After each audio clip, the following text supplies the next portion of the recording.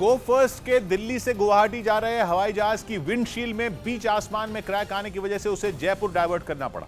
एक दिन पहले भी एयरलाइन के 2 विमानों में दिक्कत आने से उड़ानें रद्द करनी पड़ी थी। पिछले 2 महीनों से हवाई जहाजों में बार बार आ रही तकनीकी खराबी ने एयरलाइन से लेकर केंद्र सरकार को टेंशन दी हुई। सवाल उठ रहे हैं कि यह एक इत्तेफाक है या बड़े हादसे की चेतावनी है, क्योंकि मामला किसी एक एयरलाइन का नहीं है। अलग अलग एयरलाइन के विमान, अलग अलग जगह से उड़ान भरने वाले विमान और अलग अलग जगह जा रहे विमानों में दिक्कतें आई।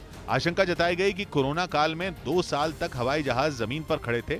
ऐसे में हो सकता है कि इसी वजह से उनमें खराबी आ रही हो। लेकिन भारत में सिविल एविएशन पर नजर रखने वाली संस्था डीजीसीए ने स्पॉट चेक्स के दौरान पाया कि विमानों में उड़ान के बीच खराबी आने की एक वजह उनके फिटनेस सर्टिफिकेशन में बरती गई कोताही है। कोई भी विमान यात्रियों को सफर पर लेकर तभी निकलता है जब वो पूरी तरह फिट होता है, लेकिन डीजीसीए को पता चला कि फिटनेस टेस्ट के दौरान कर्मचारियों की क्या आप अपनी कृषि भूमि से 10 गुना ज्यादा कमाना चाहते हो तो फ्रीडम ऐप को अभी डाउनलोड कीजिए और साधकों से सीधे सीखिए।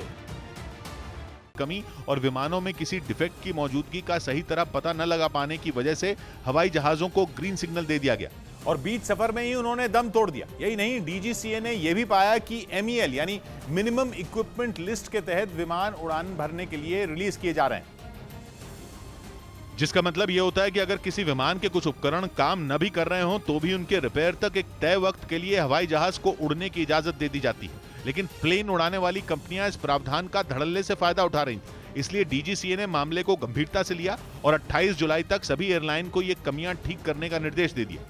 और डीजीसीए का निर्देश नहीं माना गया तो एयरलाइनों के खिलाफ कार्रवाई की जाएगी। 2 दिन पहले नागरिक उड्डयन मंत्री ज्योतिरादित्य सिंधिया ने भी सभी एयरलाइन के साथ अलग अलग मीटिंग की थी और उन्हें सुरक्षा बढ़ाने को कहा था, क्योंकि बीच सफर में हवाई जहाजों में आ रही दिक्कतें परेशानी का सबब बनी हुई थी। अभी 17 जुलाई को यूएई के शारजाह से हैदराबाद आ रहे इंडिगो के विमान को तकनीकी खराबी की वजह से पाकिस्तान के कराची में लैंड कराना पड़ा था। उसी दिन एयर इंडिया एक्सप्रेस की कैलिकट से दुबई जा रही फ्लाइट को पश्चिम एशिया के देश ओमान की राजधानी मस्कट में डायवर्ट करना पड़ा था। बताया गया कि प्लेन में जलने की गंध आ रही थी। उससे पहले 5 जुलाई को दिल्ली से दुबई जा रहे स्पाइस जेट के हवाई जहाज में गड़बड़ी की वजह से उसकी भी कराची में इमरजेंसी लैंडिंग करानी पड़ी थी। ये तो महज कुछ मामले हैं। इस साल विमानों में उड़ान के दौरान खराबी और उनकी इमरजेंसी लैंडिंग की लिस्ट लंबी है।